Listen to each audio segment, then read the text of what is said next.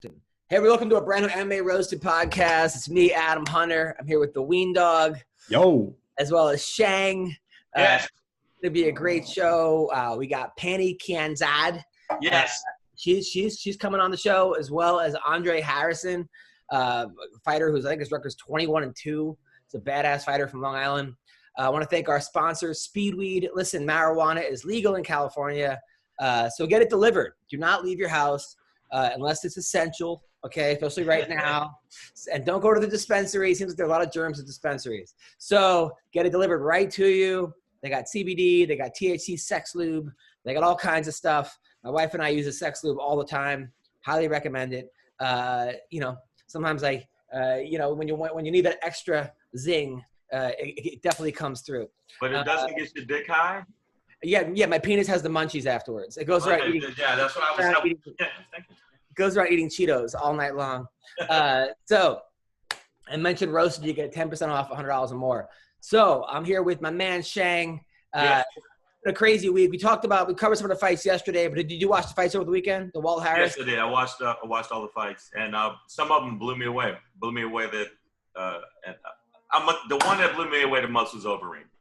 Man, I wanted that fight stopped early. I was so pushing for Harris. How could you not? First of all, I know the guy. He's a really cool guy. I was pushing for Harris, but you know why I was blown away? Because Overeem took so much damage, was getting his ass beat, and the fact that he turned it around. Yeah. It's funny. And for the old guys, I was like, yeah, there's one for the old guys. Well, Overeem, though, also, like, it's funny because when he starts off winning, he ends up losing. Like, he fucking rocked Stipe. Stipe came back and beat him. He was killing Ben Rothwell. Remember, he was like murdering Ben Rothwell, and Rothwell somehow came back. But then when he wins when he loses in the beginning, he comes back and wins. It's like he's like one of those dudes. You never know what to expect with Overeem. Still, I was like, oh, my heart went out to Walt Harris. How could you not? And then, Barbosa, I guess, is gonna protest the decision. That's not gonna work. Like, no, you're never gonna be able to. It was close enough where you're never gonna overturn that. It's just not gonna be overturned. But it was. What did you think of the Barbosa Dan EJ fight? Well, I think there is there would be some room, even though it was close. I think there would be some room to discuss it being overturned. I know that I'm not trying to be devil's advocate. I just really do think there were some things I went, oh, I could see that being overturned. Now, last week, Ben Rothwell beat OSP. It was a close fight. And it got John Jones tweeting, oh my God, like, wow, maybe I'll come back. This is getting me excited to go to heavyweight. And then Ngannou said, you don't want none of this. So now they're going back and forth to the point where somebody asked Dana White that question. And Dana was like, I don't think that the fighters really want that. And then John Jones's manager, I think it's Abraham Kawa, said, no, we definitely want that. That gets me excited. That fight. I mean, not like I don't have a boner, but I get actually excited about that fight because I just think about who would win that fight. First of all, I mean, my first response is like, there's no way Jones is gonna be able to take any of those punches. I mean, the punches that Reyes landed on him, or some of the punches that if Ngannou lands one punch like that, it seems like it's gonna be lights out. But John Jones, you look at advantages, disadvantages. So all right, let's go power. Obviously, Ngannou, Obviously, well, not even close, I think. Not even close. But you go speed. Speed, you go John Jones. Mm-hmm. Right? And then I'm not talking about him just doing speed. I mean, that too. So you go, all right. So then you go wrestling. I give it to John Jones. Okay. But you know what? Ngannou's defense for takedowns lately has gotten better. He's kind of figured it out. Before, he didn't have it as – on lock, but now it seems like he's been. But he hasn't fought any wrestlers recently. I mean, he hasn't fought any strikers, right? He fought, yeah. I mean, he did. Curtis Blaydes is a wrestler, but those fights lasted 10 seconds each, and no one even came close to him. Same with Cain Velasquez. I mean, his leg buckled, so I don't even count those as like guys trying to wrestle him. So you go to time served, John Jones, community service, John Jones. You go. How fast they could, I mean, I definitely give, Ngannou's got like an 8-inch reach advantage, but Jones has an 8-ball advantage. No, so I mean, it's all right. So we go wrestling, John Jones. Okay, jiu-jitsu. It doesn't matter when a guy's that big, right? I mean, he's not submitting. And also, all fights start on the feet, and I just think that Ngannou has this fucking African fucking, I don't know, power, man. That fight, when he punched him, I told you, I saw his soul just leave that dude. I mean, he has that kind of power. When he hits you, it's like, oh, shit. Yeah, but John Jones is not dumb enough to go punch for punch. He even said, you're too slow for me. And you go fight IQ, John Jones. John Jones has probably the best fight IQ in the game. I mean, he figures out everybody. Well, cocaine fuels that. Maybe. I mean, you go wrestling for MMA and wrestling with demons. But at the same time, I got to say, I don't know. I think that Jones is going to come in at like 230, 240. Right, but he will be slower at heavyweight. He'll be slower, you think? But he's that good of an athlete. I mean, he's that good of an athlete. For some reason, I think he'll be slower. Everybody that when you go up in weight, I don't care who you are, it's rare that an athlete can go up in weight and can still have that speed. And also, he's dealing with somebody that is not only as strong, but stronger than him. So if they stand on their feet and he gets a couple in, his elbows are – it's over. I just think it's over. And he's even saying, all you guys want to see me get knocked out. Well, here's your chance. Blah, blah. I mean, he's really like, Jones is playing the heel on this one. Mm-hmm. But I don't know, man. I mean, it's funny because Stipe ran through Ngannou. I mean, he beat up Ngannou, right? Yeah. But I think that Jones has a better chance to beat Stipe than he does Ngannou. It's just on the way they match up. Because I feel like Stipe doesn't have the power that Ngannou has. You know, like Stipe has to hit you over and over and over again to get you out of there. He can get you out of there, but he doesn't have the same power as Ngannou. Ngannou all he has to do is land once. Yeah, but if you look at the Ngannou that fought Stipe, this is a different guy. This is a different guy. And since then, he's been fucking murdering people. And you see, he's worked on even the way his stand-up is. His stand-up wasn't as tight. Now he's a little bit tighter in the box, and I think that he'd have a problem with it. Jones would have a problem. So who has more to lose, you think? Because if Jones loses, he loses that O in his record, but he lost to a heavyweight and a guy that wasn't in his weight class, right? And if he wins, but if Ngannou loses, he lost to a 205-pounder, and he's this big. Jones has more to lose. Jones has more to lose. 100%. You think so? Weendawg? Yeah. Well, yeah, because he's considered the best fighter of all time, right? Yeah. So if he loses, that's always going to be in the history books, him losing to Ngannou. You know, it's going to be that big of a deal, you know. I think so, too. You don't think that there's like an ego involved for Ngannou? I mean, this huge, massive, just ripped guy. I mean, but he has lost before. You're right. He lost to the Black Beast, and he also lost to Stipe. I think he has another loss on his record from way. He has multiple losses, but I think that he's one of the people that I've watched that actually took the losses, came back, and learned from the losses. Some people lost, and that's it. They're done. But some people take the loss and go, okay, look at Street Jesus. I love that name. Yeah. I think that's a fucking cool ass name. He's lost and said, okay, now I'm come back. I'm murdering you, motherfucker. Well, what's crazy is like, so there's a video of Mike Tyson teaching Ngannou boxing. I don't know if you've seen it. Mm-hmm. It's not, and he's teaching him, I think, ways that Mike Tyson fights, like how to fight on the inside. It seems like it's better for guys built like Mike Tyson than Ngannou, who's so big. At the same time, you're gonna learn. You could always learn, you know. You're learning from Mike Tyson. Lately, Mike Tyson's been looking pretty fucking scary. Right. At least the clips I saw. But basically, he's saying that. So Mike Tyson's telling him every time 1, 2, 3. So he goes. All the odd numbers are on your left. All the even numbers are the right. Right, which is like the thing you learn in like day 1 in boxing. 1, 2, 3, 4. And Ngannou didn't know that. So Ngannou's like, oh wow, and I'm like, wow. So I mean, you got to think about how much like the learning curve is for this guy, which goes to what you say, Shang, is that he's probably. Because I know guys that have trained Ngannou, and they couldn't believe how good he was with how much he didn't know.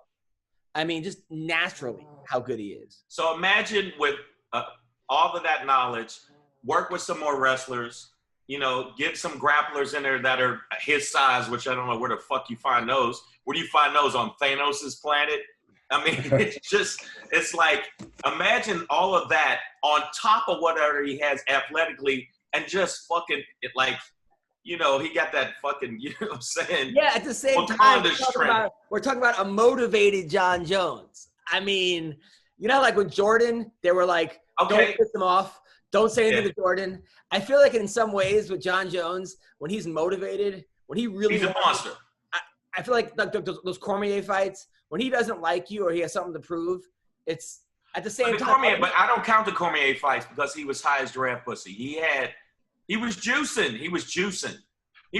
That's why they took the fucking belt. Well, if you look at the last 4 or 5 fights he's had since USADA and since whatever, he hasn't finished anybody in 4 or 5 fights. Exactly. So I give Cormier, even though he beat Cormier twice and Cormier was crying and saying, but the bottom line is I still give it to Cormier because he was fighting a dude that was fucking jacked up. I think the first time he had cocaine in his system, it wasn't. But still, you're not supposed to have nothing. Nothing. I'm not saying that Jones is he's one of the greatest fighters. I'm not saying that. But he's had so much shit. I try to give him chance after chance after chance. His level of fucking up, and then the stuff he does that affects him in the ring, where you're fucking, oh yeah, I only had a couple more steroids before I was fighting. Fuck out of here, man. You know, Cormier with his pudgy ass is the baddest motherfucker to me. Well, according to Chael Sonnen is going after John Jones on Twitter. I don't know if you've seen his actual tweets recently. So he goes, "You're the only fighter in UFC history with more mugshots than Al Capone," right? Then he said, "You got more wrecks than Evel Knievel, more gunshots than SEAL Team 6." He goes, "You have permanent handcuff creases on your wrists." Wow. Then he goes, "You're the only fighter who gets asked for more pictures from police photographers than starstruck fans." He goes, "If you ever drive sober, the networks will cover it live with helicopters." That's a good one. I think that was the best one. But why is he going after him, though? He's like he's 70 years old and a commentator. Wow. I don't know. And then, I mean, he basically 70. It's weird. And then, like, John Jones started calling him bitch tits or something, and like something where like. Oh, well, that's but the stuff that he's saying is actually funny and has a little bit of accuracy. I don't give Jones the props. Like the fighters my favorite fighters, like one of them is Masvidal. Okay, and Masvidal has lost. He's taken loss and come back, and I've seen him even after a loss. He goes, you know what? All that's going to do is motivate me to come back more. And then if you look at 3 fights in a row with Masvidal, I think he beat the brakes off of Diaz. He didn't just beat him. He beat the brakes off him. We don't want to talk about the flying knee from hell. That shit was brutal.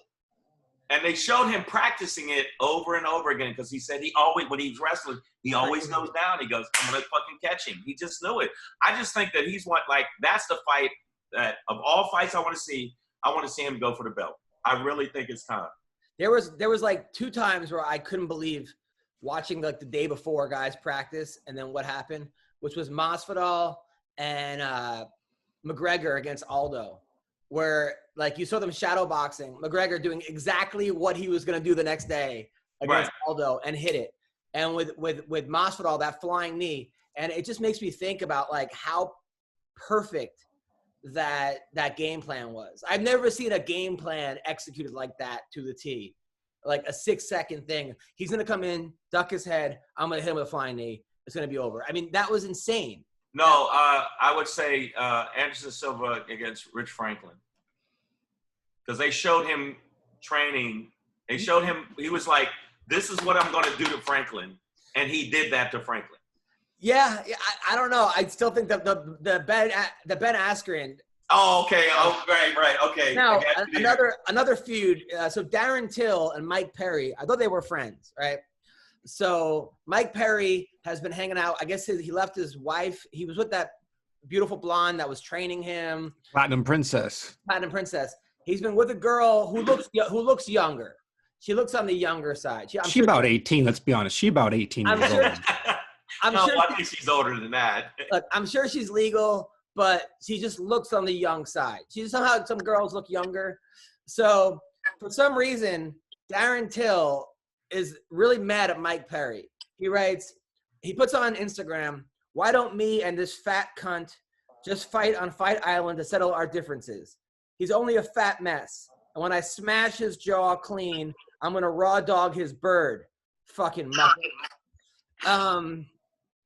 It's a little intense. Not only is he going to bang his girl, but do a raw dog, which I think is a bad idea considering who the fuck knows where Mike Perry's been. Yeah, I mean, Mike Perry I think Mike Perry, COVID is definitely on Mike Perry's dick. Yeah, like, why would you want a raw dog? Like, if anything, I'd wear 2 condoms. No, yeah. I mean, Mike Perry does not look like a guy that's really going to, Exactly. I would spray Lysol on my dick. But I don't, that's just crazy. First of all, he's not even in the same weight class. I mean, he'd have to go down to 170, fight a guy who's on a 3-fight losing streak, and or maybe 2-fight losing streak. And then it's just weird. Just crazy. Yeah. Anyway, look who jumped in. So we got Andre Harrison here. What's my up, man? Andre Harrison. He's got a record 21-2, right? Yeah. Record of 21-2. Monster fighter. First of all, happy birthday. Your birthday was what, on Saturday? Yeah, it was Saturday.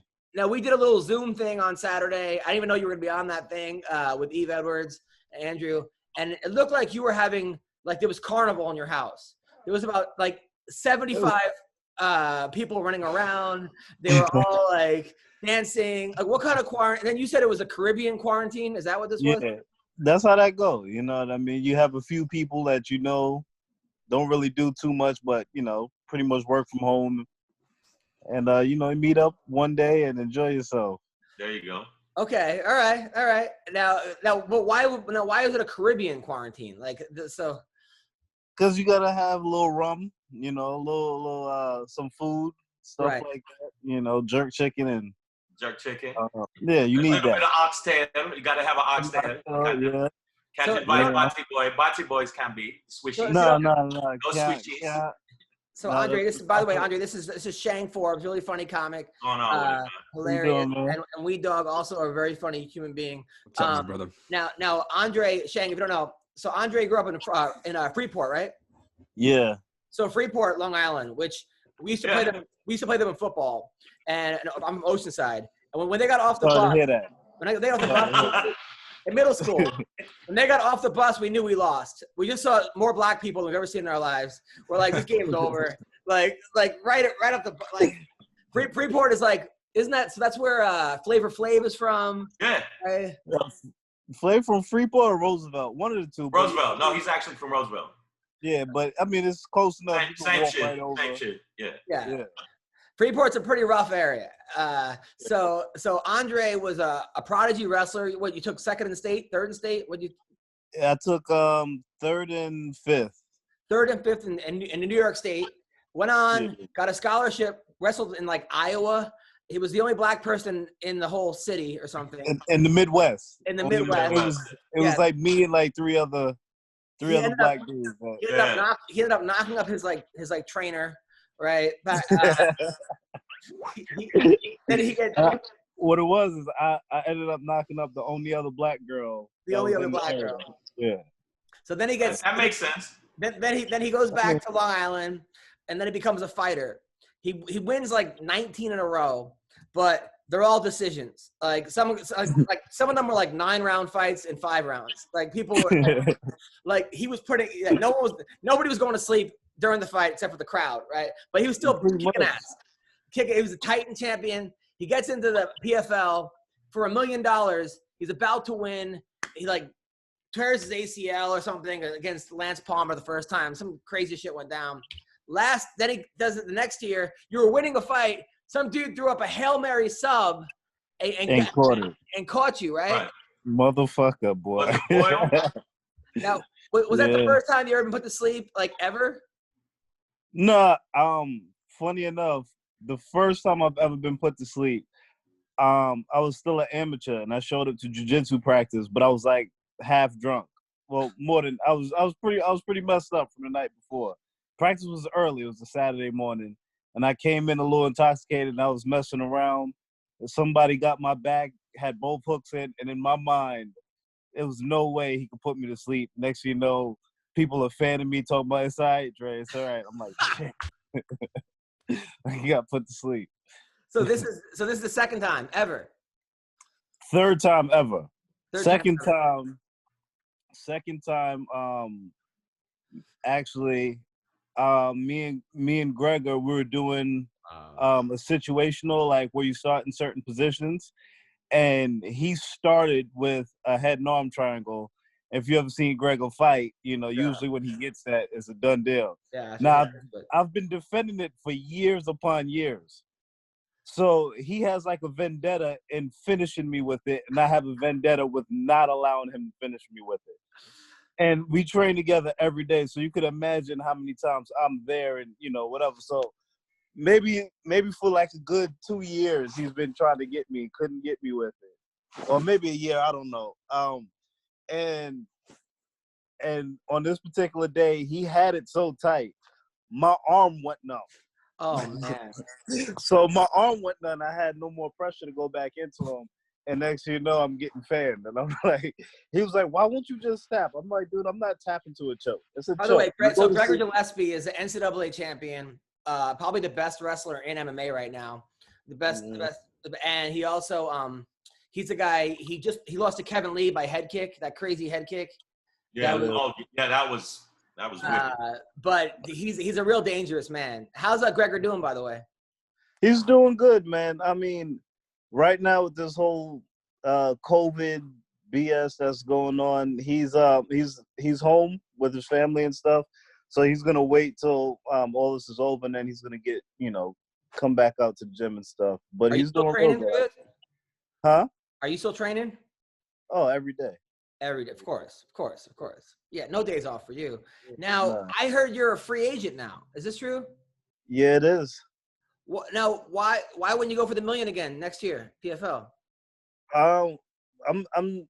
What happened was initially when I signed my PFL contract, it was for 2 years. So I finished my 2 years, and right now with all this nonsense going on, it's kind of hard to see where I'm gonna go again now. But we're gonna test the waters and see where's the best place to go, and then figure it out. I mean, you got a record of 21-2. Your only loss was a fight you were winning where you got caught with a choke, a weird fucking anaconda thing, and to Lance Palmer in a fight that was 2 rounds, right? I mean, so that's. And I beat Lance too in the 5 for the World Series title. So. You beat Lance. You also beat Kurt Hallbach. You beat Steven Seiler. You beat a bunch of UFC guys. You beat Desmond Green.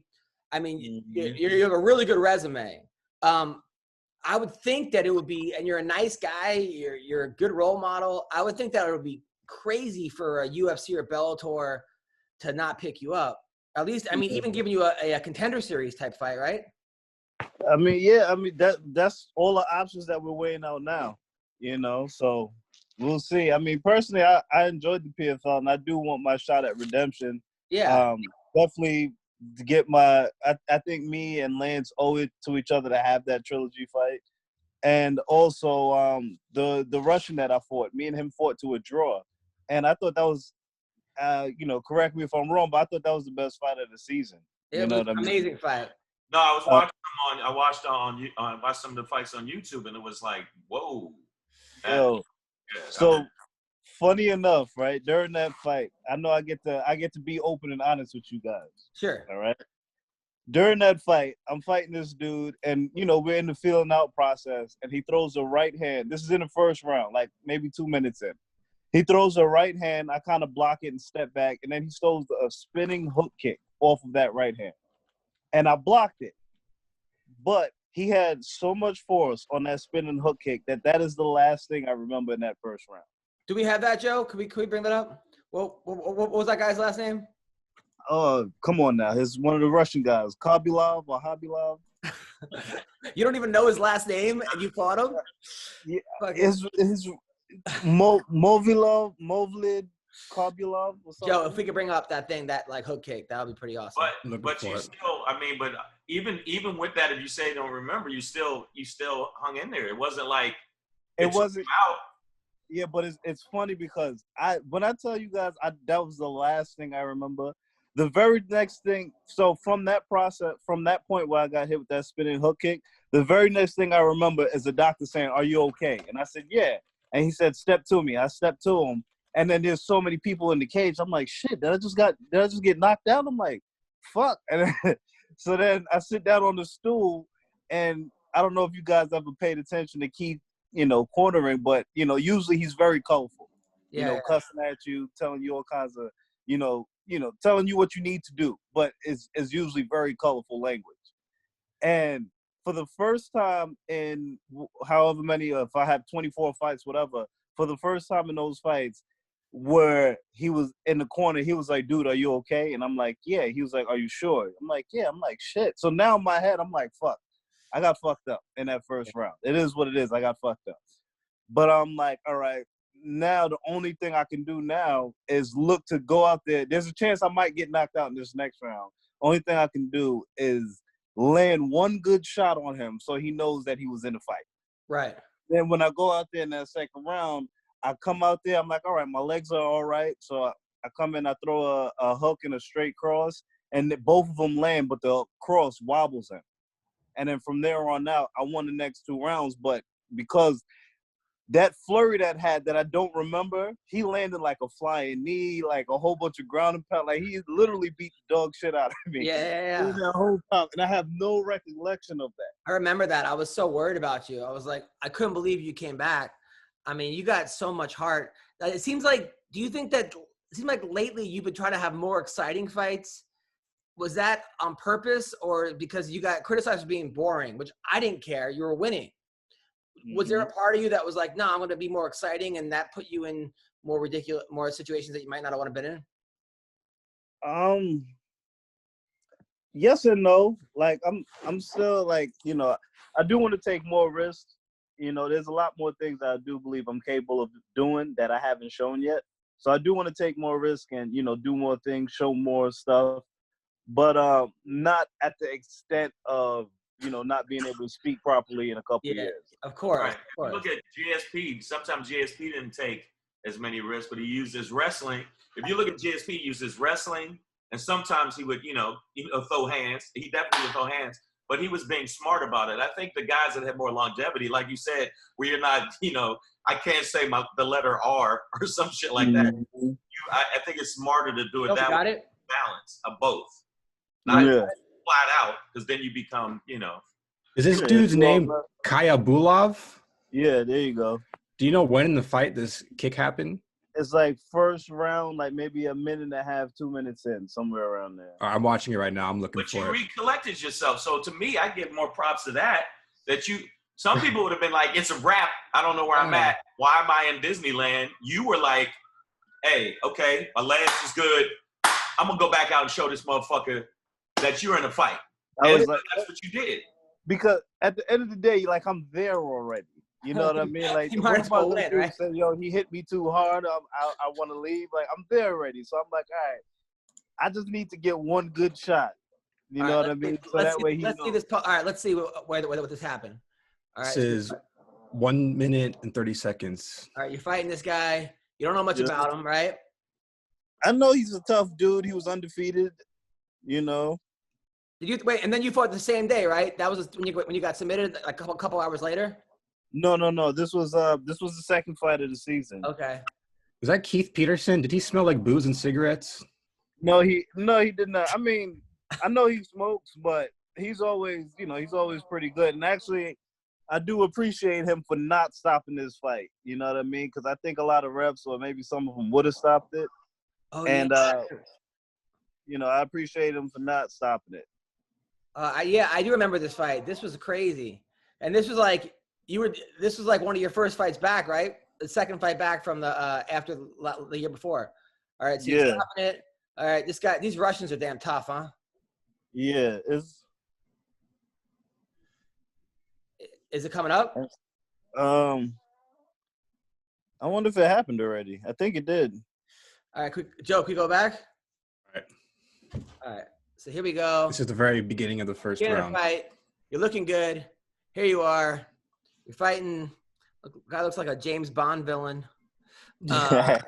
Keith Peterson's wearing his fucking glasses. Is that an eye camera?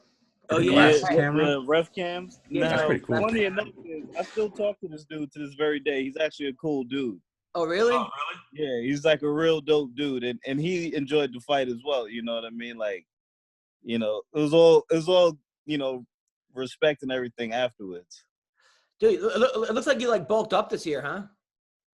When right now? Yeah, you look jacked right in like here in this video. Oh, yeah, I got back with camp, started doing a little bit of lifting, but nothing, you know, nothing too crazy. By the way, who do you think wins, John Jones or Ngannou? See?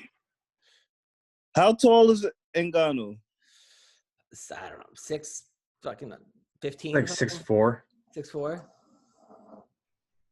Might be the same height, actually. Do you really get you know kicked, what- or do you imagine this whole thing happening? All right, so there's the punch. No. Oh, right Yeah, there. That right right there, huh? Wait, that Yep. kick? Yep. Oh, okay. So All right, from wow. there All right. to the rest of the Oh, yeah. Yeah, I got you right on the side. All right, close this out, Joe. I found it.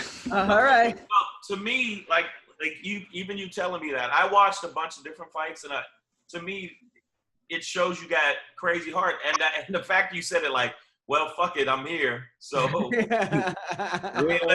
me go out there. I like the fact you said, I'm gonna go back out here and show him you're in a fight. Fuck Yeah. that. Okay, you got me, but you're in a fight. And the fact that you came out and wobbled in, you went, I feel like you should have said, I told you you was in a fight.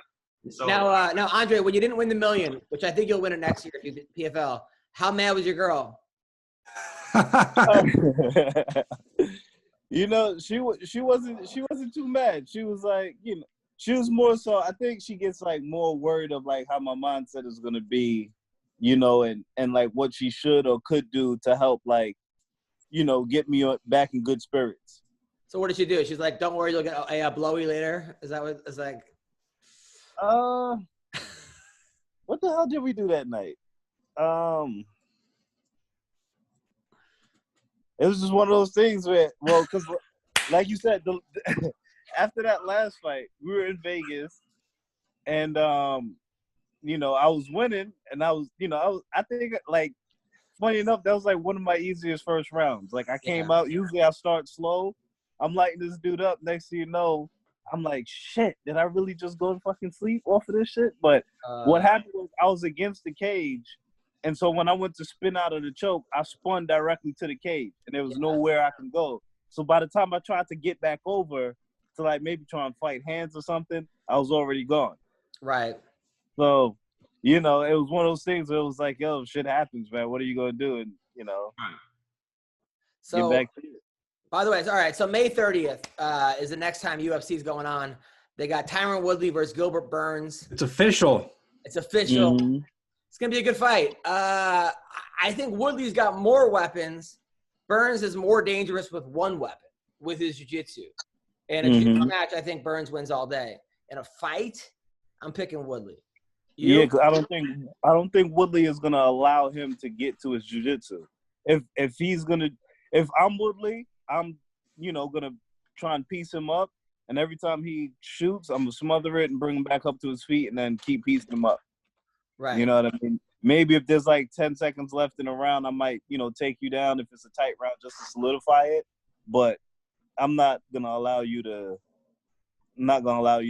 take me down and put me in all types of danger. Well, Woodley got hands too. I mean, Woodley can knock. So yeah, when he's going forward and pushing the action, he's a bad dude. But if he's on his back foot, then it's a little different. Yeah, but what he did with Robbie Lawler, that was all forward motion. That was all like beast mode in your face, pop, pop, pop, pop, shit. Yeah. But when he fought this last fight, I just felt like he didn't seem like he was like against Usman. Now, when you say that, right, Harrison? So when you say going forward, right? So he's got to know that, right? That going back is his weakness. Do you think he doesn't necessarily work on that, or it's something that? No, I definitely think he does. I'm the same exact thing. I have that same exact thing too. I feel like when I'm going forward, it's a lot I throw a lot better than when I'm on my back foot. It's just sometimes the nature of the fight, like the way it goes, you know, you don't really, it doesn't, I don't know, it doesn't translate over where you're moving forward the whole time consistently. You know what I mean? It's hard. Sometimes you get, you know, thrown off your game a little bit for one reason or another, you know. So, but I'm sure I'd find it very difficult to believe that he doesn't know that he fights better going forward. Right. By the way, so DC tweeted out yesterday, hey, Stipe, I talked to the people at Zebra Mats. They'll get you a mat. Just give me your credit card, and they'll deliver it for you, as far as him not being able to work out during the quarantine. Now, what do you think about this? Because I see both sides to it. I see Stipe saying, look, I'm the heavyweight champion. I'm also a fireman, and the gyms are closed. What do you want me to do? At the same time, I can see DC saying, look, everyone's figuring out a way to work out. You're a fighter. You know, what's your opinion on this? I see it from both sides, because me, myself, for example, I work out every day, right? In that, it takes more than just me wanting and willing to work out to have a good training camp, a successful training camp to where I feel comfortable going to fight somebody else that I know possibly has the tools to beat me up. You know what I mean? And it's not like there are two guys that's going out there with nothing to lose. DC has his legacy riding on it. Stipe has his title, his family. Like, yes, they both have a lot riding on it. So I'm not going to take it lightly. So if I can't get, you know, the training partners I want for one reason or another, you know, maybe they can't fly over to me. Maybe, you know, they got newborns and they can't come over. If I can't get the people that I want to come and help me train, and I can't do it to the best of my ability, then I don't necessarily need to take it right now. What's a few more months? Shang, what do you think? I actually think that Stipe is right. I think Stipe is right. It's like, if you're gonna do it right. You know what I'm saying? Sure. I got a legacy too. I think that we all look at Cormier like, well, he got a legacy. Well, Stipe feels like I got a legacy too. And if I'm gonna fight somebody this dangerous that already knocked me out, was beating my ass up to that point. No, he wasn't. He was not beating his ass. He was not beating. He was not losing, but he wasn't losing. Hold on, that second fight, I think DC was getting the better of him.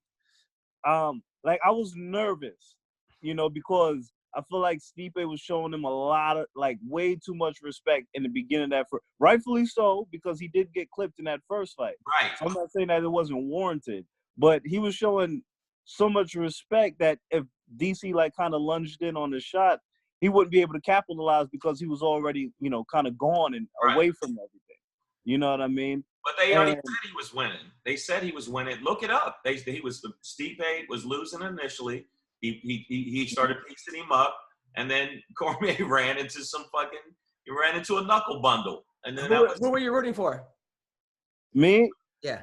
I like DC, but I know Stipe. Like, I've met Stipe several occasions. And he's just a cool dude. He's funny as all hell. He's a cool dude. So yeah, I don't think I could really ever root against Stipe. Yeah, I was torn also. I kind of wanted both of them to win. You know, when I know what? I'm like rooting for a draw in some ways. No, you know? I definitely wanted Cormier to win. I wanted Cormier to win because is that a black thing or completely? Have you ever rooted for a white guy over a black guy? Shang, be honest. Yes. Name one time. What are you talking about? Easily. Who? When? All right. Is JSP white?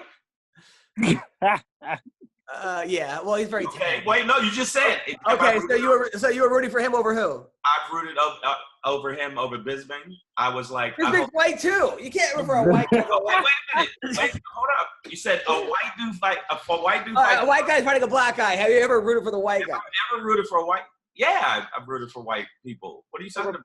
I'm your friend. What the fuck are you talking about? No, but I'm saying over a white black comics that open for me that I've been on the road with. But I know a lot of black people that always root for the black guy over the white guy. No, it's a safe bet when we're talking athletics. I wanted Cormier to win because, like you said, if you like somebody's personality, you like the character, like you like Stipe, right?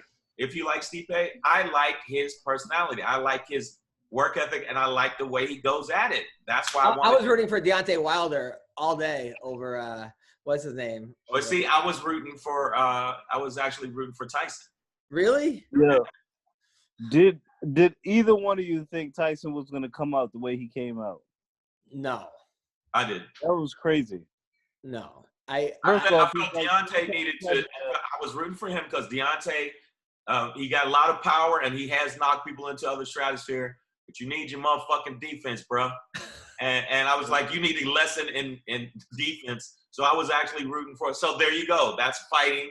I actually was rooting. And I like, out of the two of them, even though I like Deontay Wilder, I like him, but I like Tyson is fucking hilarious. He is, but yeah. What y'all think about that video Deontay put out where he was like, "Yo, everybody, this is your king talking." It was a little strange. It was so nutty. They should do one with like him and Takashi back to back, where he's like the king is back. Somebody should do like a video where they both kings. Do a little splicing. Yeah, they spice. Like, I'm the king and the other king. Yeah. By the way, so now they're saying McGregor versus Gaethje is going to happen. Who do we like in that one? Well, why is McGregor fighting Gaethje? I don't know. They're saying Eddie Alvarez predicted McGregor over Gaethje, so it's just based on that, according to MMA Junkie. That's silly. He should be fighting Khabib. Yeah, but I think Khabib, they're saying, is because of Ramadan. But no, his father's really. It was sick. I think he's a little better now, but yeah, his father was really sick, so he just seems like the kind of guy that's like everything else. Fuck that. My family. Everything else, fuck it. And my religion. It seems like if they do a fight weekend, July 4th weekend, they would probably want a McGregor versus Gaethje. That would do huge numbers. I don't know if that's too quick of a turnaround for Gaethje. No. I think Khabib and Gaethje would be. Oh, but I'm saying I think Ramadan and all kinds of. I don't think Khabib's fighting until later on in the year, like later. But let's say he said he was good to go July and August. Oh, really? Khabib is? Yeah, because Ramadan ends like end of May. Oh, wow. So, but Gaethje and McGregor, I'm gonna go and say Gaethje. Oh, I'm gonna say Gaethje. Shang? I'm saying McGregor. Yep. And why is that? I'm saying McGregor because McGregor has shown he can adapt, even though he has no ground game whatsoever. Because every time adapt to who? Who has he showed you he can adapt to? He adapted to Diaz. He said, "Okay, I'm gonna have another game plan. I'm gonna take your legs from underneath you for a while, and then I'm gonna hit you with this overhand left over and over again." He did. He threw way more kicks in the second fight, which slowed down Diaz. It did. I still thought Diaz won that second fight. I was there. Unfortunately, he didn't win that second. He got knocked out like 3 times the first round. I mean, McGregor was legitimately running. Like, I know how people say Mayweather was like, he runs during his fights. McGregor was back turned and legitimately running at 7 points. Yeah, that is true. Okay. During that fight. Yeah, I did. But he got to admit, he did have a different strategy, and he was definitely in fact, he was on crutches afterwards because he threw so many kicks. Yeah. Now, Andre, I know that you're laid back and like you're from Bahamas, right? Trinidad, close enough. You're like stoned all the time. But we got to get more vocal on social media, because I feel like if you are a free agent, what if like tomorrow you were like, "Hey, everyone in the UFC, I will fuck all you guys up. I'll fuck everyone in Bellator up." You don't think I've been a little bit more? You don't think I've been more like more of an avid poster? No, but your posts are like, hey, the rainbows are nice, and I like ponies and stuff. Like we got literally put up a post like maybe a week or 2 ago that says fighting in an empty arena would make me knocking somebody's face off that much louder.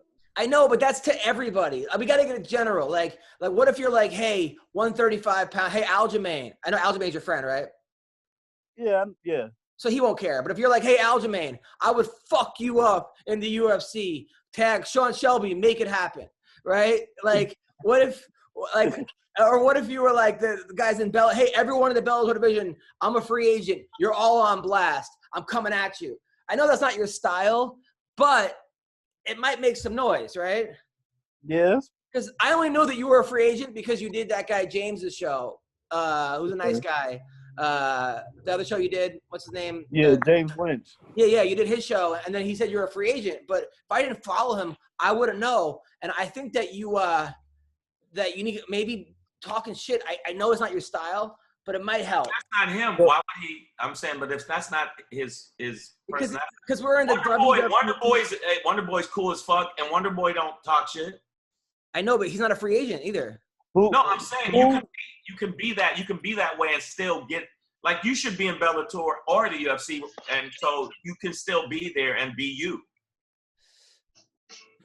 Who's in the top 10 right now in the UFC that you would like me to fight? Everybody. I mean, I think you can't say that though. You got to be specific. You did say that. I got to look down the 145 rankings. UFC 145 rankings. All right. What's up? We got Pannie. Hey, sorry. All right, real quick. 145. Barboza. Volkanovski, Korean Zombies, The Beat, Max Holloway. Any one of these guys I'd like to do a fight. I think you'd house Korean Zombie. Korean Zombie? Yo, he's a bad boy. I think that would be a dope fight. That'd be a dope fight. I think I could be like, yo, Korean Zombie, fucking size sucks, Gangnam Style. I'm gonna fuck you up or something. He's just trying to Adam is just trying to start. I'm gonna just send you my social media accounts, and you can just go on there and have at it. Oh, dude, you'll be fucking kicked out of everywhere in like 8 minutes. But it'll be IG jail within it'll be hilarious. Well, listen, where can people follow you, Dre? You can find me on IG, Dre the Bull, MMA 145. On Facebook and Twitter is Dre the Bull. Wait, I want to ask, where can I get one of those shirts, man? Those shirts is dope. Which one? The ones that I got on. If you go on my IG and you click the link in the bio, there's all types of Dre the Bull. There's hats, shirts, sweaters. The shirts is dope, man. Yeah, but he promised you one last year. It never came. You know what it is? It got mixed up. You ordered 3 G-strings. The Dre the Bull G-string is on its way. I'm going to actually buy one. I'm actually going to buy one this time. I'm not going to wait for Trinidad Express over here. So those guys, they'll wear it to your house and take it off and give it to you. Well, Dre, thank you guys so much, man. Take care, brother. No problem, man. You too. Right, Peace. Bye. All right, so we're here with Pannie Kianzad. Pannie. Coming How you doing? all the way from Sweden, right? Yeah. Wow, all the way from Sweden. By the way, I got to ask you. So Okay. in the U.S., everyone is like, what do we need a lockdown for? Sweden didn't do social distancing. Sweden didn't do that. Sweden did that, and they're fine. You're in Sweden. Yeah. Is that true? Yeah. What happened? Well, we have a different approach. And I actually like it. It's we're using the approach that we are gonna get sick anyway. We can't hide from the virus because it's in the air, right? So we're only focusing on people that are really sick, and I think that's the right strategy. I don't see the reason why to do a complete lockdown, because people get sick when they are locked down anyway. They have proof that people are getting sick anyway. And the thing is that if you lock yourself in, you get paranoid, you get stressed, your immune system get fucked up, and then you get sick anyway. So wow, that's what I think. Yeah, I feel the exact same in California. Yeah, Huh? California, we can't leave. I mean, I heard.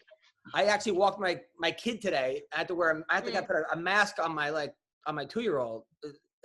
But the mask doesn't help you. They have studies that the mask is actually making you you can't get your breathing right and stuff like that, and then you can get sick anyway. Yeah. So it's not really helping, but people are paranoid. And what happens when you're paranoid? You get stressed. What happens when you get stressed? You have bad immune system. And they close the gyms, but they keep the liquor stores open and the dispensaries open. And they to stay healthy. It's honestly, I think that if you keep stuff closed like this, the economy is going to go bad. People say, oh, people are going to die if you don't close. But if you keep it closed, the economy is going to be so bad that people are going to get so depressed, and they're going to start, lose their jobs. They don't have food. They're going to kill themselves. It's going to be worse. I have 3 friends that were drug addicts that have relapsed during this thing. One of them I can't get on the phone. My friend's girlfriend called me up. Please talk to me, your friend. I called him 6 times. He won't call me back. I'm like, okay, you're taking a drug addict, and now he has nothing to do except for drugs. Exactly. His mind. It's crazy. Well, Sweden's smarter. How about that?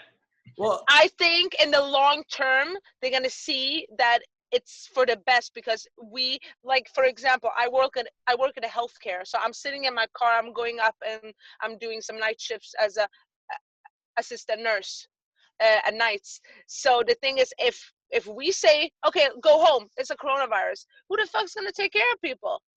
No, you don't like think maybe Sweden, because the women are so hot in Sweden that everyone needs to see them, and that's why? I'm not even Swedish. Fuck. All right. Mexican. No. So you were born in Iran, right? Yeah. And your family escaped Iran because, and they moved to Sweden. Yeah. Were you the only girl with brown hair in Sweden? Yeah. When I grew up in a super Swedish school. Like, I was the only buff girl with brown, thick hair. Did people pick on you? Did you get made fun of? Well, a lot of people thought I was a boy. My mom thought, people thought, like, we 2 girls and 2 boys in my family. People thought we had 3 boys and 1 girl, and I was not the girl. So I had a mullet growing up. Wow, you're totally ruining my fantasy. Creepy. You're definitely a girl. I mean, other than watching your fights, I'm like, yeah, she's definitely. I think you would have like checked. Be like, guys, just so you know, I checked. She's a girl. I'm just letting you know. Yeah. Wow, you definitely. Now your parents got you boxing at like what, age 12 or something? 13. I started boxing when I was 13. Yeah. Now that's not very normal to put a 13-year-old girl into boxing. Like, yes, it is. Yeah. Really? Yeah. Like, honestly, Sweden, we have a lot of girls doing amateur boxing. It's pretty hot here. Wow. It's pretty cool. Yeah, but my mom wasn't really fond of it. My mom is like a typical Persian mom. So it's been 15 years. She's still complaining. No, but were you so angry because people thought you were a boy and you moved from Iran, that you had like this outlet you needed, and that's what got you? Like, honestly, I was struggling in school, but so when I started boxing, I didn't really struggle anymore, because the thing was, I was really getting picked on, and I was like, what the fuck? Why am I getting picked on? And then I kind of like came to a conclusion: I can fucking kick everybody's ass in here. That's like, it totally like got to me like when I was 13, when I started like really training. I'm like, I can kick all the boys' ass in here because everybody's like super weak. Wow. So and But then did you like the boys though? Did you like them? Were the guys intimidated to ask you out? No, I was the only buff kid in school. My back was huge. Nobody wanted to ask me out. I think that's kind of. I think why would you want to have a good-looking buff girl in school? Say you would have asked her out, right? Because I was way bigger than the guys. It was not fun. I'm sure Joe would have been in love. Oh, dude. Ask you, what after you started boxing, was that the kind of the bug that made you go, okay, this is something I might want to do? That made you go towards MMA? Like, was it like, oh, this could lead to this once you? Oh no. So when I was boxing, I did not like MMA. I just started hearing about it, and I was like, I don't think it's a sport. I was actually putting it down pretty much, like a lot. I didn't want to do it. But then I kind of like tripped in. I started to fall out because I was graduating the same year I stopped doing boxing. You had 30 amateur fights. I mean, 25-ish. And then you were like rated the number 2 boxer in Sweden. Yeah, as a youth. Yeah. And that's a pretty big deal. Yeah, I came into the junior national team at 16. But then, after a year, I started to, I didn't like it anymore because I just struggled a lot. I struggled because I've been training my whole like ever since I was a kid. I was even training before I did boxing. I started doing swimming, so I started to come into that point where I haven't done anything in my teenage years. I haven't done anything. I was only training, And then I had a weak spot, like a weak moment there for like 2 months. A really bad moment. So marijuana, cocaine, marijuana, drugs. Okay, not really cocaine, but Right. I went drinking, and I never drank ever. And then I kind of tripped into MMA. I started doing submission wrestling, and then I just left. Honestly, I just took my stuff from the locker and a boxing, and I just left. I'm like, this is, I want to roll. I want to wrestle. I want to do stuff like that. Well, you know what? I watched your last fight with Jesse Jess in Russia. And did you like it? I got to say that your boxing really came a long way. And I didn't even realize how good of a boxer you were, because it made sense. Because like a lot of your fights, I felt like you were it was kind of grindy, wrestling against the cage, take you down, submit you. Yeah. But really kept the distance, and your boxing was so amazing. And I think that it probably was a throwback to how good of a boxer you were back then. Thank you. I felt after I did my debut in Vegas, I really put in time. Like I always put in time, but I didn't have a camp for my first fight. I basically got the call, and they're like, I have to be in Vegas in a week. That's it. Wow. Wow. Yeah. So what I did was, thank God I was kind of in shape anyway, because I fought a few weeks back. But it took me a week to get a visa. I got a working visa in 6 days to the States. Wow. And I can't fucking believe I did it. Well, how was it? Was it weird being on Tough? Was it weird? Because it just seems like it would be weird. I liked it. I fucking missed Tough, honestly. Well, I do. you also was at 145, right? Yeah.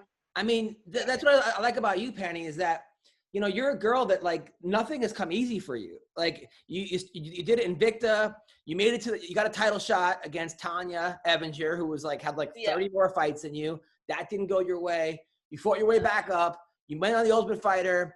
You made it to the finals and you didn't get signed.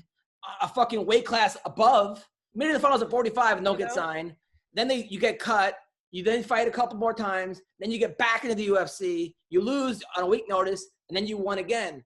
And it just shows like you don't give up, you know, and that a lot of people, I wouldn't say they get handed stuff, but they don't just keep fighting. A lot of people in your position would have been like, you know what, maybe this thing's not working out and maybe it's just not for me. And you're like, fuck it. Yeah. Like, and that, I don't know if that's your Iranian side or whatever, but it just it shows your like inner strength, you know. I saw the interview. What? I saw the interview, and you said sometimes you felt like giving up, but you know you kept working hard. And you said, "Hey, and I dropped I haven't dropped somebody in a while. I dropped them." No, in the interview when you said, "I dropped them," it's like, "Did you see that?" And I was like, "People were like, what?" But no, I think that I love that the fact that you're tenacious. You're like, "Yo, that didn't go well. Guess what? I'm coming back." But honestly, I'm so happy that you guys say that, because I was actually sitting, you know, after just before I got signed again by the UFC, I had a weak moment. I'm not gonna lie. I was actually ready to retire for good. I was, even though I had a win after I lost the finale. I fought in Sweden after, so I got a win on my record. But after that, then I kind of heard that it's not gonna, you know, it's gonna take a long time for me to get back into UFC. And that's when I thought, wow, maybe this is a wake-up call, you know? Maybe I should, you know, think about the future. Because, you know, I'm not getting any younger. Well, okay, but you're also the only fighter from Sweden in the UFC to ever make it. That's the only female fighter. Yeah. I mean, that's pretty cool. And I think you should talk about, I think you should stress your Persian fan base some more, you know, maybe grow a mustache or something, but I'm just saying, it just, you know, get some cell phones, or like, it just seems like I like forget that you're Persian. So I think that should be, there's a lot of Persian people. Super international. A lot of, right? We live in LA. I mean, you go to Woodland Hills, it's at the mall. Yeah, you guys have a lot of Iranians. My manager's from Iran, and he lives in LA. Oh, it's crazy. I mean, it's crazy. Now, one of my favorite moments, though, and I'm friends with Jesse Jess. I love Jesse Jess. She's been to my house. I know what you're gonna say. No, play it. Play the. We gotta play this, because this is. We gotta show our fans. You're the only fighter to ever do a butt bomb in the history of MMA. Well, there was one guy, that only female fighter. Oh no. So you tried to knock her. Where is it? Okay, here. You tried to knock her out with your ass. Boom. That's what I'm talking about. That's a good technique. But if you look at it, it's a good technique because I got into side. Yeah. That's the good part about it. That's what I like. That. All right, Joe, close out of it. Yeah. So it is a good technique. It definitely is a good technique for probably your OnlyFans account too. Yeah. But yeah, that was pretty damn awesome. And I was like, you were like famous for that for a while though. That was like, are you happy? The funny thing was, my fight with Jesse was so good, and I was like, yeah, the fight was so good, but nobody's even paying attention to the fight. Everybody's paying attention. You know why? You have a nice bottom. And people like your bottom. They like your fighting, but they like your bottom. Yeah, that's true. That's true. Now, last time you came on the podcast, you were single, you were thirsty, you were looking for men. I was not thirsty. I was not single at all. Oh, okay. All right. I just made that up. No, but do you have a boyfriend now? Are you married? What's going on? I still have the same boyfriend that I told you about last time. Wow. How long is this? 4 years this month. Wow. And why is there no ring? Yeah. Well, what happened? That's a fucking good question. Now I'm getting insecure. That's a fucking good question. Now I have to call him a fucking, like, I don't know. Fuck, why don't I have a ring on my finger? No, I don't want it, honestly. Yeah, you do. Come on. Really? Yeah, it's like, honestly, I want the wedding. I want the wedding. I want to be on Say Yes to the Dress. But after that, I don't really care. It's like I want to be on the show. I want to be on Yes to the Dress at Kleinfeld. If you see me, here I am. Yes. but you're faithful. You're faithful, and he's faithful. And we're not. Really? No, we're not faithful. Really? You guys have an open relationship? No. Oh shit! I thought you meant religious or something. No, I meant like you guys are like. Fuck! I hope he doesn't see this. Of course, I'm faithful. The big language barrier here. That's gonna be. I was about to say the language barrier. That's gonna be the title of the podcast. Annie's not faithful to her boyfriend. Babe. We're gonna put that like as the title. No, don't put that, Adam. We're gonna put that as the title of the show. I have to write him now. I have to tell him don't watch the podcast. Okay. All right. You're faithful to him. I am faithful. Yeah, I am. And he's faithful to you. So, I hope so. I'm sure he is. I hope so. So, is he a fighter too? Yes, he is. Who is it? Well, you don't know him. He only had one pro fight. Ilas, and he's in my corner. He's been in my corner the last years, so you will see him. You guys. Okay, so why not have like for taxes, and you guys are together, and that way you know it. You could say my husband. You could say my wife, and right. I've been saying the same. I actually asked him, why don't we just get married just because we can get the benefits of stuff? Yeah. but he's like, no.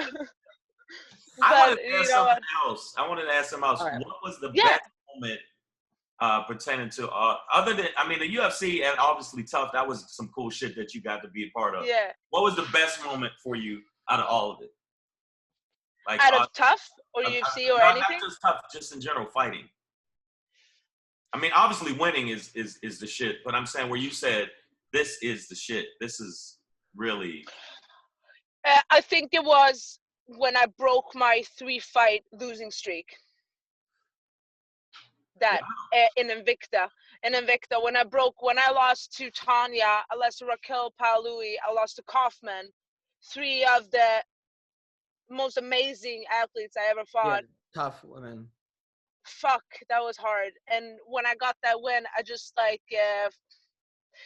was really, that went straight to my heart, that's why I didn't quit. That's why I tried to remind myself Good. So that's it. Now, when Kelvin Gastelum was your coach, did you guys, did he teach you how to miss weight? Because it seems like you guys, you've already missed weight a couple times. He's an expert at missing weight. Did you guys were like, he's like, well, you want to come in 3 pounds over? And you're like, no, I'll come in 4. Did you guys discuss that at all? No, you know, when I heard the stories about Kelvin, I was like, then I'm not so bad. No, but actually, fuck, Kelvin is a good coach. Yeah. He surprised me. He did. I thought he was just like this pretty boy. He's just gonna let his coaches do the work. No, he was in every day sparring with us. Yeah. So he put the work in. He put the work in. Yeah. Oh, cool. At first I was apprehensive when I first watched him. Going, I don't know if this dude's gonna really. I thought he wasn't gonna even be around. I thought he was gonna like. No, he was there like our team. I was really surprised because everybody's been talking about the previous stuff that they don't really train with you and love stuff like that. They were there all the time. And then the funniest moment was when Kelvin did the challenge against Whitaker, and he puked all over the track. Yeah, Kelvin's hilarious. He's one of my favorite people ever. He ran with him, like he did the 5K race. So who did it first? So we ran with him like the laps because to encourage him, stuff like that. And then from nowhere, all over the course. All the tamales and he's ranked he's ranked second in the world, and he can't do 3.5 miles. But you know what? I couldn't stop laughing. That was the funniest shit I ever experienced. That was fucking funny. But yeah, he's a great person. Weendawg, any questions for the great Pannie? Oh, I'm glad you asked me. So you beat Jesse Jess in your last fight, and it's well known that me and Jesse Jess were, we were kind of like a thing a while back. We're kind of like a real couple, Not you and Jesse? Yeah, me and Jesse Jess. He showed up to her work and she didn't answer the door. Yeah, well, we had our ups and downs. She has a lot of creeps, I've heard. Yeah. Trust me, I've spent a lot of my time defending her away from these creeps, But after I saw this last fight where you beat her, I kind of lost faith in her. You mad at me? I always thought that Jesse Jess would be this girl to take me in and take care of me and be a champion in UFC. When I saw her lose, I was like, I don't know if she's the right sugar mama for me. Until I saw you. Do you think I'm gonna take care of you? Yeah, I saw you. I'm like, now there's a girl. Take care of you. There's a girl that could take care of me. That could take care of Weendawg. She's winning by butt bombs. She beat Jesse Jess, my ex-lover. So, but now hearing that you're like in a serious relationship, I'm wondering, are you open to like a sugar baby type thing? I can't offer you no physical relations, but I can, text you every now and then. So, do you want to pay me stuff? No, you pay me. me. You pay me. No, I don't want to pay you. This is a real. I thought you asked a real question, Joe. Thanks a lot. I thought it was gonna be a real question. I just said. Do you want to be my gigolo? Do you want to be my gigolo? No, it's just like your sugar baby. You pay me. Maybe I'll go move to Sweden. You take me out. So the paparazzi will take a picture of you with a really nice, handsome young man. So what if I lose? Are you gonna leave me? Yeah. Like you leave Jesse? Yeah, I'll move on to whoever beats you. So you can ask my boyfriend. You and my boyfriend can do like a round and see who wins. And okay. I wonder who's gonna win that one. He's pretty good. Now, you're a nurse. You're a full-time nurse. Pannie left. Sorry, no, I'm here. I'm a part-time assistant nurse. I actually volunteered to work during these Corona times. Wow. Excellent. That's amazing. Most people are volunteering to not work right now, and you're going in there. Yeah, absolutely. We have, like I said, the healthcare in Sweden. Like people are depending. They need it. Yeah. Like if we lose our healthcare, we have so many people in need. So basically, we just drive around the town and we take like emergency calls and stuff like that. You're not worried at all about getting coronavirus? I'm more worried that I will give the elderly something that I don't know I have. You know what I mean? Right. I'm not worried about me. I'm fucking rock solid. I don't get sick for anything, So I'm not worried about me. I watch the fights. I'm always impressed when I see people come back. That's why I was like that. And the fact you said that moment when you came back from a 3-fight losing streak, and that's what touched you. I don't know, because I know when I did 2 Taekwondo tournaments and I had broke my toe and then I messed my elbow up. It's so hard when you're hurt. You don't want to do this shit no more. I don't know how people do it. I'm more shocked that people around me were like, dude, don't you see maybe it's time to quit? Oh, and I was like, fuck. So were you raised to quit after a few losses? Fucking No. weak. You should take the herpes because you just keep coming back. You should be like, It's like, Pannie herpes Kianzad. I think that would yeah, be. You don't think that'd be a good right? nickname? But no, I mean, I know that I didn't have that in me, and plus comedy is less painful for me. But I know for me, it was like, I don't know how, like, even when I won, I was hurt. Like, I was always hurt. So Yeah. when I see fighters, when I see what you did, and any fighter, I go, man, you got to have something deep in you to make. You never tapped ever in a fight, have you? Yeah, I did. I have.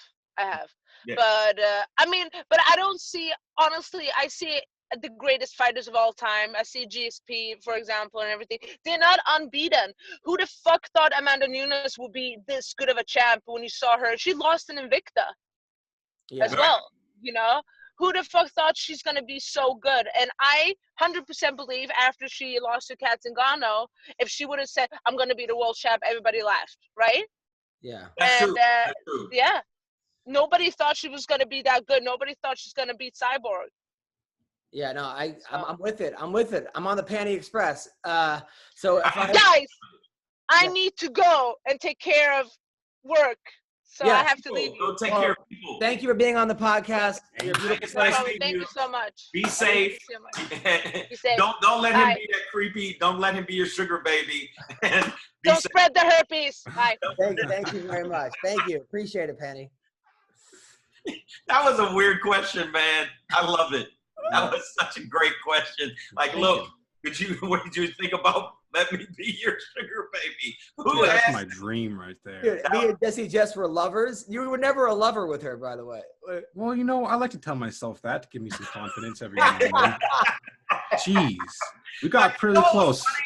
You were so convicted the way you said it. Like, you got pretty close. She wouldn't let you in the gym. Well, you know, she just bailed on me that day. She was supposed to let me go into the PI in Vegas because I was in Vegas for something. And she's like, oh, yeah, come over tomorrow. Then I text her. I'm like, all right, I'm on my way. And she's like, oh, yeah, I'm not there. Can't come over. I'm like, God damn it. So that goes to you guys being lovers. So that's good enough for me, dude. Adam, that was a leap. That was a huge leap. Hey, and now we're fucking. Oh, no, you weren't. And now she's living in a van with her boyfriend. So that's how that story could have been with you in your parents' house. Yeah, my dad doesn't live here no more. It was me. She could be in an open room over there. You know what, Adam, I was going to tell you, man, it's weird because me and Adam sometimes agree on fights and sometimes we go. I'm like, sometimes I'm totally wrong and he's absolutely right. And fuck you for that. Yeah.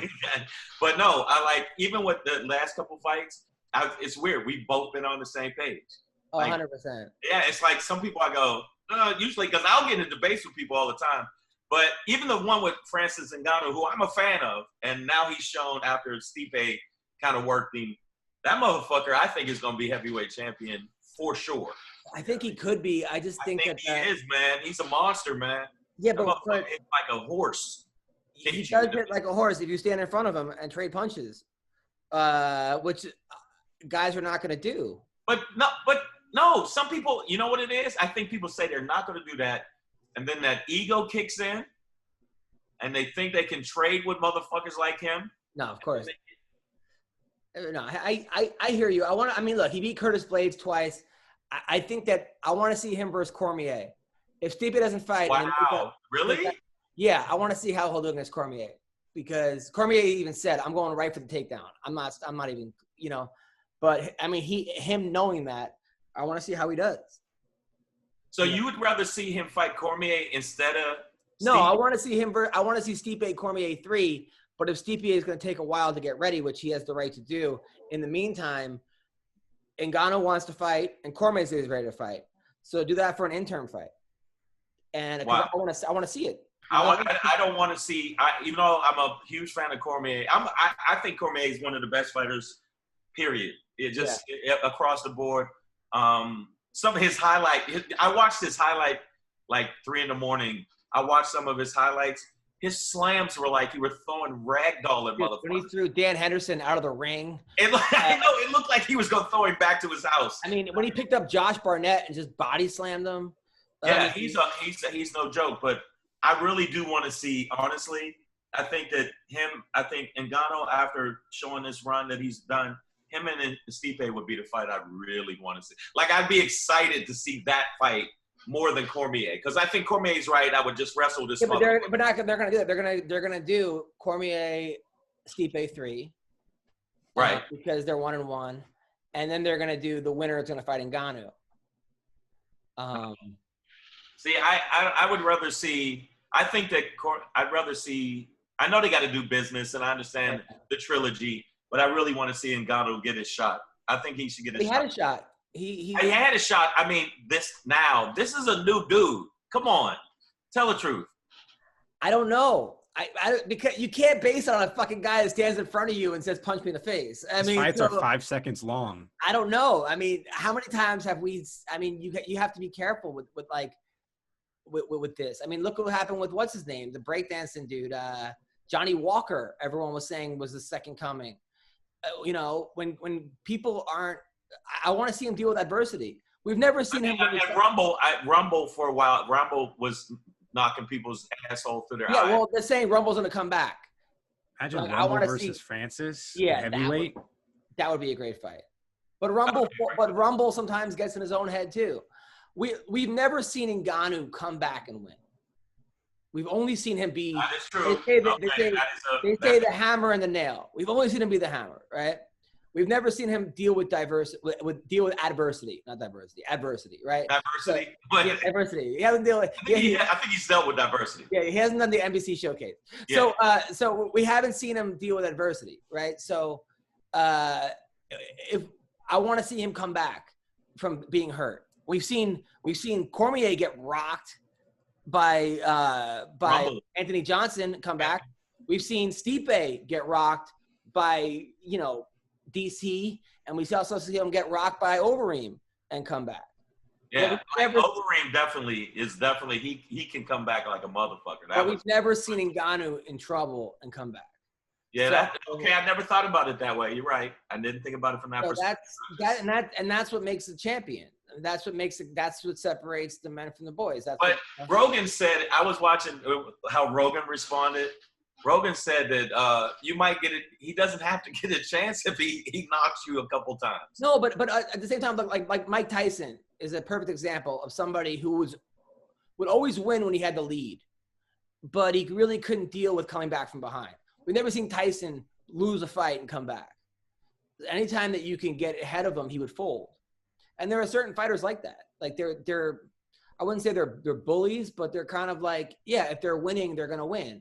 But as soon as they get in their own head, they're like, Vitor Belfort's a good guy, like a good example. Yeah. If Belfort's winning, he's gonna fuck you up. We've never seen him come back in the third, the fourth, the fifth. It seems like after he starts losing, I'm losing. Yeah, just certain guys, they can't believe it. And I mean, that's the thing. It's like they have this training camp and they work 8 weeks and they beat up everybody in the gym and they fucking come out and all of a sudden some dude is beating you and you're like, but that's character. That's heart. It's heart. Heart and character. And there are guys out there that every fight they're losing and they come back, or they don't. But you know what? Other than this last fight, Gaethje's one of those people I've seen where he's getting his face just mush. Anthony Smith is like that. That's why they didn't stop the fight. Matt Brown is like that. Donald Cerrone sometimes is like that. Those are the guys you love to watch because every fight they're getting the shit beaten out of them, but yet they somehow seem to come back. They come back, or the fight ends up being a good fight. Yeah, right. Diego Sanchez has come back. Diego Sanchez is the king of that. Yeah, right, exactly. So we'll see. Ngannou, I mean, has never really been hurt, but also who's going to hurt Ngannou? He's a gigantor. I looked at him in the ring when I was watching it, even though it's weird with no crowd and, it's not all this stuff going on. I was like, good Lord, that motherfucker looks imposing as shit. He came to my show. I was making fun of him. Imposing. Is he like that in person? Dude, you ever see like a ripped 145-pound dude just like fucking like an usher almost, like just, well, picture that 6'4", 265. Like you're like, man, people aren't supposed to look like that when you're that big, People aren't supposed to look like that. Like they built him in a lab somewhere. It's like Kevin Hart if he's 6'4", 265. You know how ripped Kevin Hart is? Yeah. Kevin Hart's a ripped dude, like just shredded, but he's 5'3". So you're like, okay, he's 5'3". But all of a sudden, like a 6'6" version of Kevin Hart is what he looks like. Jesus Christ. See, I mean, I know some of the people I've met that go, oh, they're a medium-sized guy. But then you see people like him. Like when I met Dwayne Johnson, I was like, what the fuck where did they find you? Well, he's a giant. His arm is your leg. Yeah, but he's also, I don't think he would pass a lot of drug tests to take it in MMA. I know, yeah, definitely. He was winning when I met him. Yeah. That. But I'm going to tell you right now, though, to me, Ngannou, I think that if he starts off fast with anybody and he starts throwing hands and they don't get a chance to do any kind of ground or any jiu-jitsu or any grappling, I don't think nobody can stand up with this motherfucker. Or he might get tired and fade in the second or third. I know he might blow his arms out, but what I'm saying is I feel like he's one of those people like you don't come back from him hitting you over and over. Like nobody, no. I think that. But there are guys with iron chins, man. Like there are certain guys that could just take beatings, especially in the heavyweight division. Who's somebody in the heavyweight division that like has an iron chin? I don't know. That guy. That's what I'm saying. I mean, I was going online looking at the different fighters going. Roy Nelson, old Roy Nelson had like 7 iron chins. I mean, Mark Hunt at one point had an iron chin. Kind of Mark Hunt could walk through. He could walk through some shit, but he's suing the UFC right now. So I mean, the Black Beast has never hurt. He got submitted, but he never was really hurt. He's been hurt. The Black Beast, I feel like he's been winded. Dude, I mean, Vince. Oh, okay, yeah, I see what you're saying. I mean, Vince told me he was eating ribs before one of his fights. The fight he lost to Mark Hunt, he was eating ribs in the locker room. He's a character, though. Yeah, but I'm saying, like, I don't think he's been hurt, though. Like, he hasn't been rocked where you go, oh, shit, he's wobbling. Right, I see what you're saying. Like, to me, like, again, I'm not trying to ride his dick too much, but Masvidal, to me, I've seen him get knocked down, and I'm thinking, it's over. Then he stands up and goes, all right. Like, starts smiling. I go, what the fuck? Oh, I mean, like, there are certain guys. There's athletes and then there's fighters, right? And sometimes you get a combination of both, right? So you look at, like, somebody like Greg Hardy is an athlete who became a fighter, who became a fighter. Certain guys, like, but then there are guys like, I don't know, maybe like maybe Chad Mendez would be like an athlete who became a fighter. I'm just naming. But then there's like Clay Guida, who's a fighter. Diego's a fighter. Masvidal's a fighter. Where like these guys would be fighters in any era. They're not like, college wrestlers who kind of went into MMA because they didn't want to get jobs and they like doing this and like competing. And, right. Like Ben Askren is like an athlete who became a fighter. Like you could tell he didn't love fighting. He loved wrestling, he loved competing, But then you got guys like Masvidal who literally was fighting in Kimbo Slice's backyard for free. Like that dude's a fighter. Right. Like who pieced somebody up backstage. Like, oh, fuck that. You talk shit, I'm gonna come over and piece you up. I would almost think like Khabib's a fighter. Like anybody that says like send me location of where you are. And I know that was some scary shit, boy. Like, and I will fight you. Like, send me location. And he would. If they would have said Conor McGregor is on 34th in Miami, he would have just fucking flew there and fought him. And like that would have been it. Like it wouldn't even been like no cameras. You can't say that with that because it was so personal. Conor McGregor was saying shit about his pops. I understand that's different. He hasn't acted that way with other people. That guy's a fighter. When you're wrestling bears at fucking 3 years old, like you're a fighter. Okay. No, but what I'm saying is but the Conor McGregor fight, it was a different temperament because when he fought Poirier, they had mad respect. It was kind of more respectful. But Conor McGregor was saying some vile shit, and he was like, "Fuck that! I'll fight you." Yeah, no, he crossed the line when he called. Crossed the line a couple times. That's how Conor when he said your wife's a towel, because that was like you don't tell a Muslim guy his wife's a towel and expect there not to be repercussions. Exactly. Not only like a Muslim dude, like the baddest fighter in the world. You don't say that to him. Like, was the world champion of all people. And uncle. You know what, though? I think that if they fought again, everybody, a friend, I was talking to somebody about that if they fought again, I think, and people were like, oh, you're just hating on McGregor. I think he'd do the exact same shit to McGregor. Khabib wins every time. I think Khabib would fuck him up. I think it's just a bad matchup for McGregor, but also it's so personal that Khabib's not going to let himself lose to that guy. You know, like you could say like with Khabib versus Al Iaquinta, right? Like Khabib won 5 rounds, but you could tell he respected Al and like wanted to beat him, but didn't want to like hurt him in some weird way. Want to mash him up, right? Where I think in Conor, he wants to. Even when he was punching, I think Michael Johnson in the face, he was looking at Dana White like, Dana, it's my time. Give me the title shot.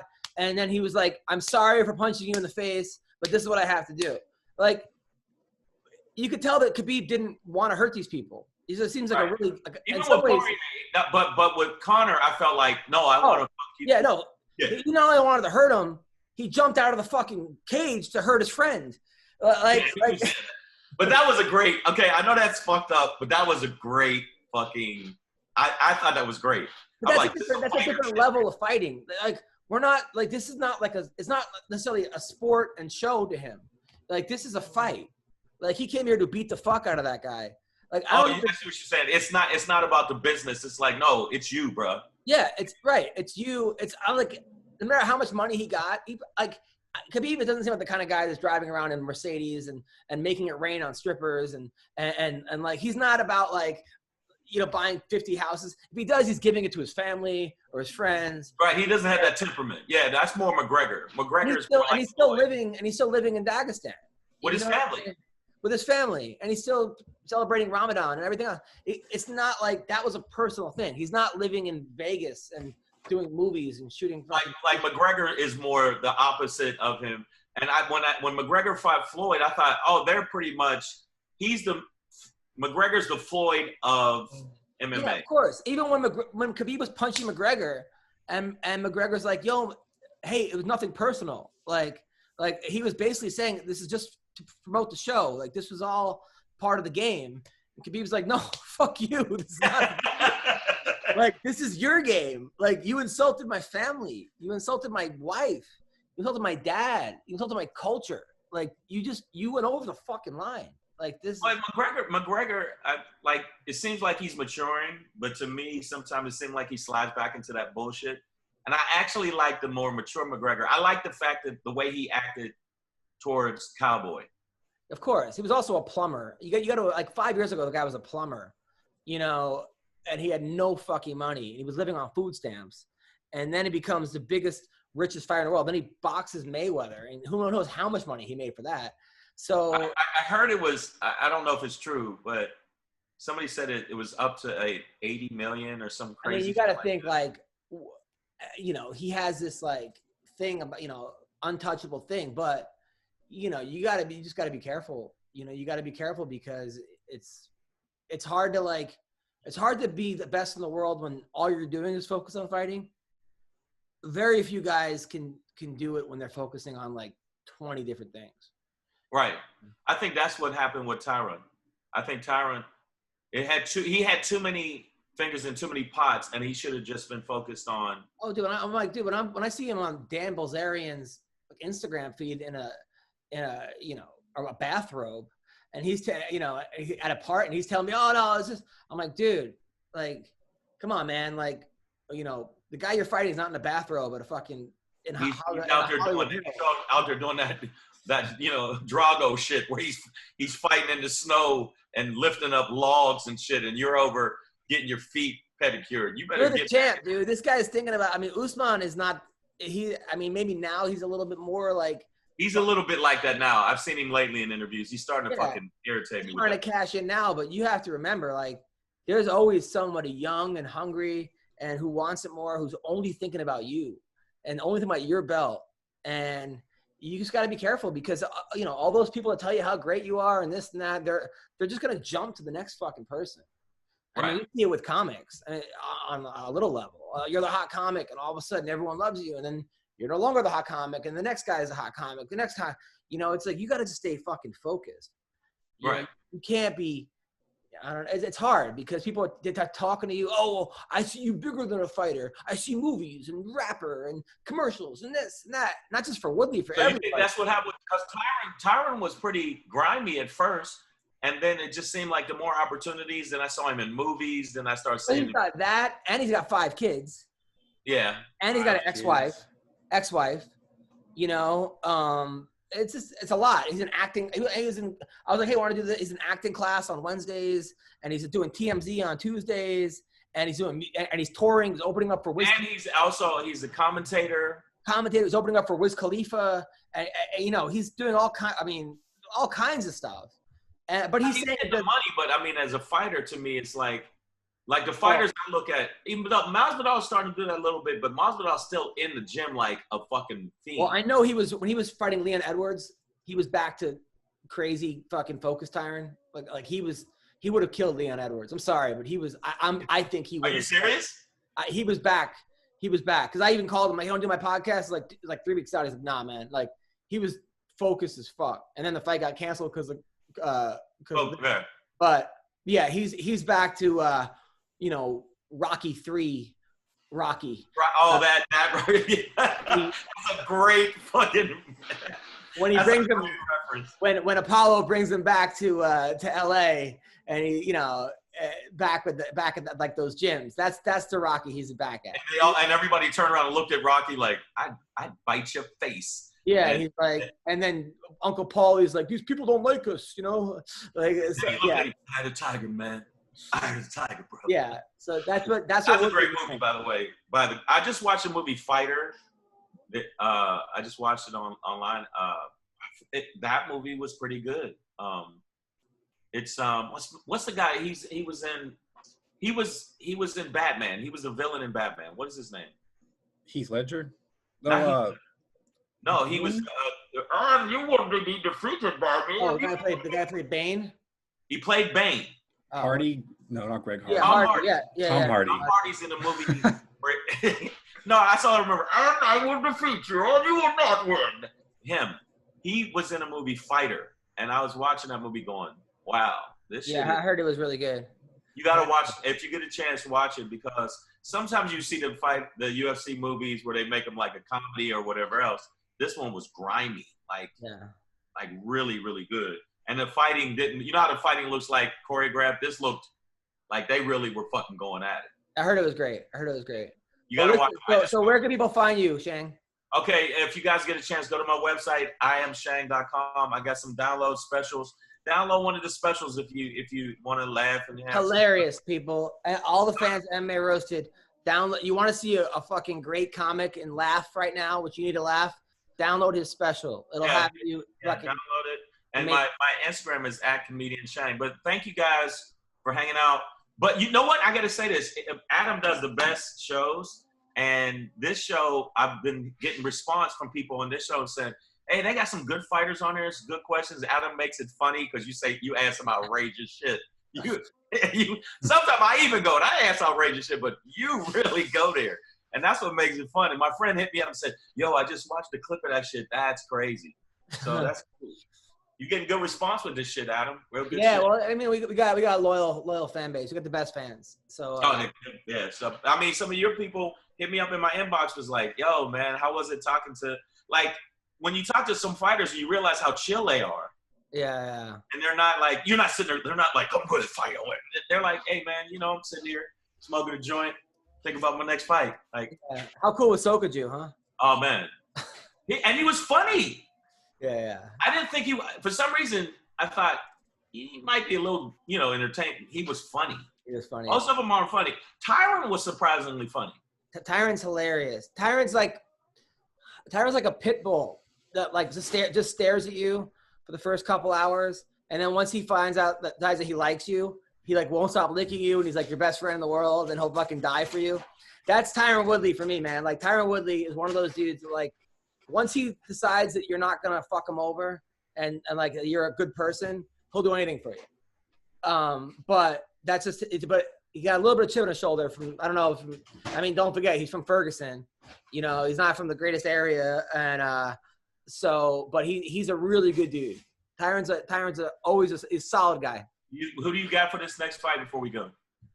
Oh, Tyron's gonna knock out Gilbert Burns. I mean, what's the name knocked out Gilbert Burns? Dan Hooker. I mean, Dan Hooker's good, but I just that's what I'm saying. It sounds like you're saying, well, yeah, Dan Hooker. Dan Hooker's good, like, but like you said, hey, no, this is something to prove, Tyron. Unfortunately, sometimes Tyron needs to take a step, get humbled a little bit to come back even better. Like certain guys, unfortunately. But I think this is next level Tyron.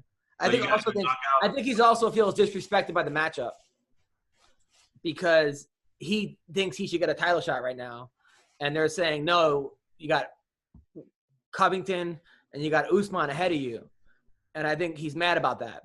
So I think that maybe it's good for him to come. Maybe if you say if he knocks him out, then Covington's a cardio fucking machine, but.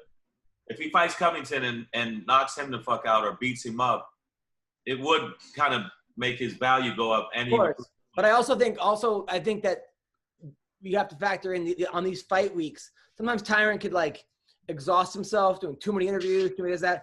The good thing about this Corona pandemic with this fighting is they're not doing 100 press conferences. They're not doing all this media. They're not having to go to all these stupid things. It's like they just go to the weigh-ins and they fight. And I think that for something like Tyron will be really good for him.